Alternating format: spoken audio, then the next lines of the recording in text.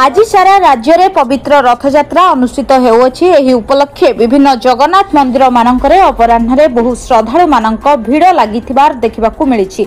एही अवसर में कटक जिला महांगा ब्लॉक मूलवसंत पंचायत स्थित गुणपुर मां बरुणाई पीठ परिसर में प्रभु बलभद्र जगन्नाथ और मां सुभद्रा को रथरे रथारूढ़ करा परे रवींद्रनाथ कर छेरा पहरा करथिले।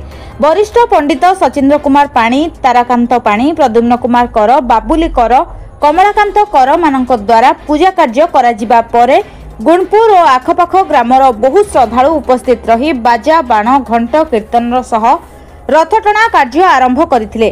शेषरे माउसीमा मंदिर धर्मदासपुर रे पहुंचीथिले। उक्त कार्यक्रम रे अनुष्ठान रो सभापति चित्तरंजन सिंह, संपादक ब्रजराज कर, कोषाध्यक्ष प्रभात पाणी, कार्तिक चंद्र साहू, कपिल चंद्र रणा, परमानंद दास, निरंजन बेहेरा, अजय राउत, विभूति पाणी, भरत राउतଙ୍କ समेत अनुष्ठान रो समस्त कर्मकर्ता और ग्रामवासी माने उपस्थित रही कार्यक्रम परिचालन रे सहयोग करथिले। संध्यारे विभिन्न प्रकार सांस्कृतिक कार्यक्रम परिवेशन करा जायतिला। एने आम प्रतिनिधि पचारिबारु सेमाने जहा कहंती आसंतु सुनिबा। कटकरू रमेश साहू रिपोर्ट, सूर्यास्त न्यूज। कार्तिक साहू कौन कहे आज जो आप जो रथयात्रा आडम्बर होने कौन कहे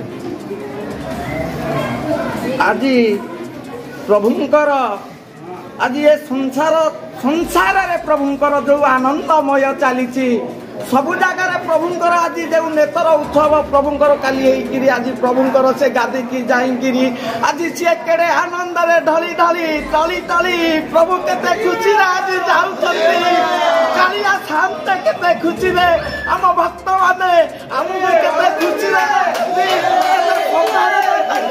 केते पुष्पांजलि जाइकिरी प्रभुंक पाखरे हमको नौचंती मु यति कहि गुणपुर ग्रामवासी को मानक पाखरु जा क्षमा कुछि तो प्रभुंक पाखरे क्षमा करिबे मान प्रभुंक परिचय मो ना कपिल चंद्र रणा गुणपुर जड़े अधिवासी कौन कहे आज रथयात्रा होती रथयात्रा विगत एठी दीर्घ 50 वर्ष उपर यहाँ गुणपुर बरुणी पीठ में पालन करा ग्रामर उन्नति होगा संगे संगे समस्त सुसंपर्क यही रथयात्रा मध्यम परिणत हुए।